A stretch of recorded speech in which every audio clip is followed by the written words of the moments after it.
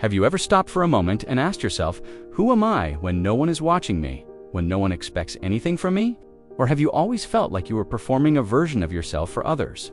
Because sometimes, without even realizing it, we grow up not as our true selves, but as the person our family needed us to become. And the scary part is, this doesn't happen loudly or suddenly. It happens quietly, slowly, and almost invisibly over time. It begins in childhood, when you start noticing what gets you love, attention, or approval, and what gets you ignored, rejected, or criticized. So you adapt. You change small parts of yourself, you silence certain emotions, and you amplify certain behaviors just to feel accepted.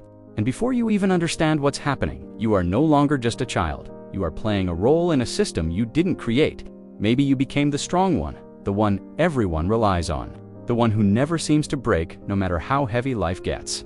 You learned that showing weakness wasn't safe, that crying didn't bring comfort, but pressure, so you trained yourself to carry everything silently. Or maybe you became the good child, the one who followed every rule, met every expectation, and shaped your entire identity around making others proud. You weren't doing it because you didn't have needs. You were doing it because somewhere deep inside, you believed love had to be earned through perfection. Then there's another role many people don't even recognize, the people pleaser, the one who constantly sacrifices their own needs to keep peace. You became hyper-aware of everyone's emotions. You learned how to adjust yourself in every situation just to avoid conflict, rejection, or disappointment. And maybe, for some of you, you became the invisible one. The child who stayed quiet because being unnoticed felt safer. You didn't ask for much. You didn't express too much because you learned that your presence didn't change anything anyway. And then there's the role that is often misunderstood the most. The black sheep, the one who doesn't fit, who questions, who resists. But what people don't realize is, this role often carries the deepest emotional truth. The pain that the rest of the family avoids facing. Every family, in some way, creates these roles, not always intentionally, not always with bad intentions, but as a way to maintain emotional balance and control. And as a child, you don't question it, you simply adapt to survive within it. Because survival, especially emotional survival, is the most powerful instinct we have.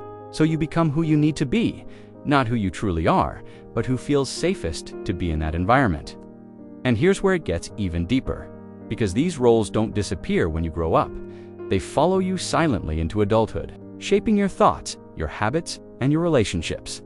The strong one struggles to ask for help even when they're completely overwhelmed inside, because vulnerability still feels unsafe. The good child becomes an adult who fears failure, who ties their worth to achievements and feels lost when they're not being validated. The people pleaser enters relationships where they give everything but slowly lose themselves in the process, because they never learned how to choose themselves first. The invisible one grows into someone who feels unseen, even in rooms full of people, because they never learned how to take up space.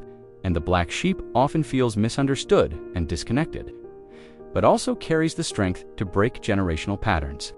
This is why you might feel stuck, like you're repeating the same emotional cycles again and again, even when you consciously want to change. Because the role is not just behavior, it becomes part of your identity, something you unknowingly carry everywhere you go.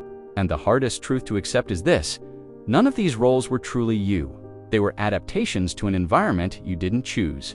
You were not too emotional, you were not too difficult, you were responding in the only way you knew how. And that changes everything. Because when you understand that your role was learned, you also realize that it can be unlearned step by step with awareness and patience. But healing doesn't happen overnight. It starts with noticing your patterns, the moments where your role takes control. Like when you say yes, even when you want to say no just to avoid disappointing someone. Or when you stay silent even when something hurts you deeply because speaking up feels uncomfortable. Or when you push yourself too hard trying to prove your worth again and again, even though you're already enough. These are not flaws, they are echoes of the role you once had to play, echoes of a version of you that was trying to survive. And instead of judging yourself for it, what if you started understanding it? What if you gave yourself the compassion you never received? Because healing is not about becoming someone new, it's about removing everything you were never meant to carry and returning to who you truly are underneath it all. And that version of you, the real you, has been there all along, just waiting to be seen.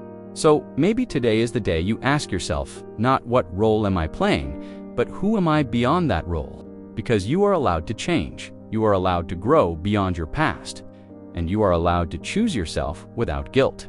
And the moment you start doing that is the moment you stop surviving your life and finally start living it as the person you were always meant to be.